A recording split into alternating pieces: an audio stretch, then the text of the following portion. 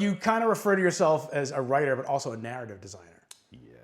What's the difference? The narrative design is someone.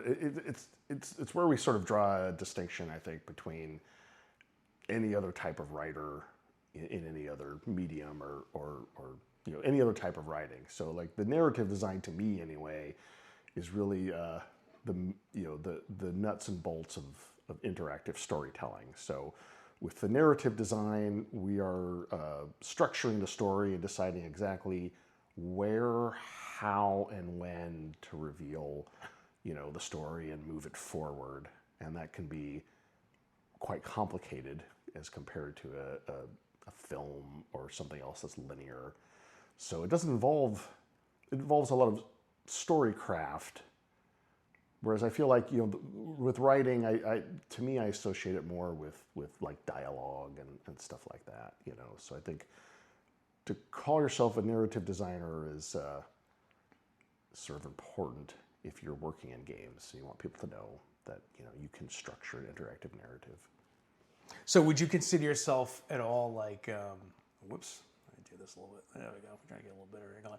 Would you consider yourself a writer and a game designer, or is narrative design its own thing? I think that narrative design is, there's a lot of overlap with game design, but I do think it's different. I mean, when I did game design, it was sitting down at a desk using some type of tool set to edit a level within the game and add, enemies and decide how they would act and react to the player and, create, a hands-on experience.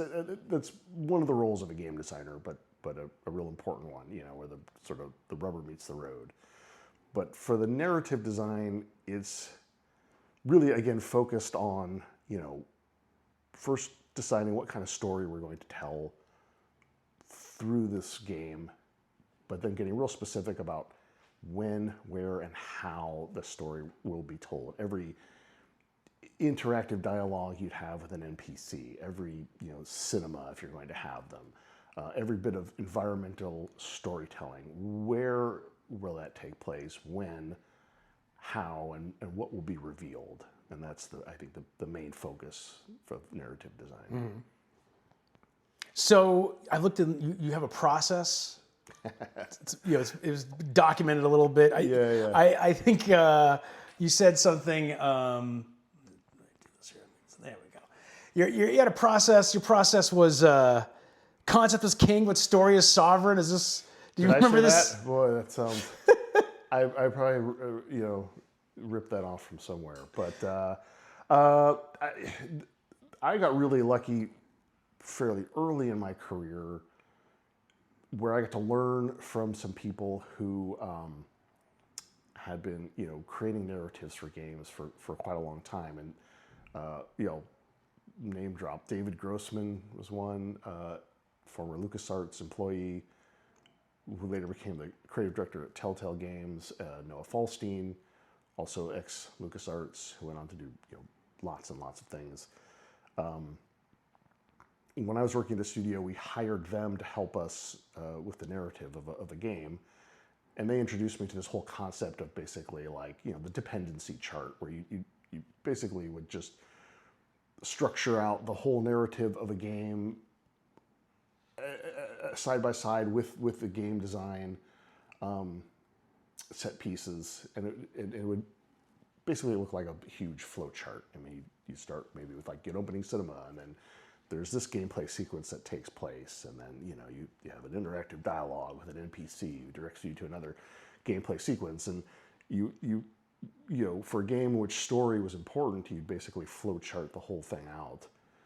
And I learned that process from those guys. It's a process. It's certainly not the only one, but it's one that I've used a lot over the years, because it's very hands-on. It's just very it's a fairly simple process that when you apply it to games, it's a simple process, but you can create complex narratives with it or simple narratives with it.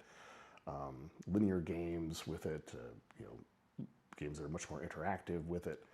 And so yeah, I have a YouTube channel called Video Game Writing 101 where I explain the process some for people who are curious. And I would get, you know, a fair number of people, you know, maybe young people or people wanting to break in who would ask me, like, how do you be a, you know, narrative designer, game writer? How do you break in? So I explain this process in fairly you know, in detail on my YouTube channel. And you know, it's a process, not the only one, but it's a good one. Well, it's like, well, I guess it's one that, I mean, if you're saying that you inherited this from Noah, I mean, that's going back to the 80s. Yeah. Has the process changed much since the 80s? You know, the basic, I mean, again, there's lots of different ways to sort of, you know, skin the cat here, but I think this basic process that they came up with at Lucas in the early days of LucasArts and then used at Telltale Games, it's the process itself is very applicable to kind of whatever you're doing. I don't think it's perfect for every game on every platform, but the process itself is really kind of universal and just kind of and kind of simple. It's, you know, creating basically a master flow chart for your game, maybe working from the end towards the beginning, and making sure, you know, while you do it, that you use all the different tools in your toolbox for storytelling, and you know, ensuring that gameplay is king, and you know, it still works. I mean,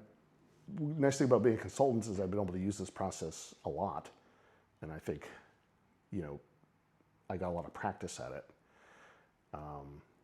So I think I got, you know, fairly good at it. Again, it doesn't work for every single type of game, but it really can work for small games, big games, and everything in between.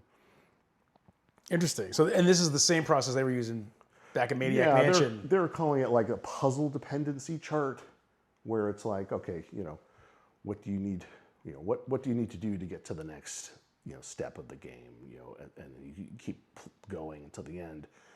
And I think I use the exact same process, but I sort of use it for both story and gameplay. You know, what do you need to do next to move on and progress in this game, and what is revealed story wise, and in each step of the game, getting real specific.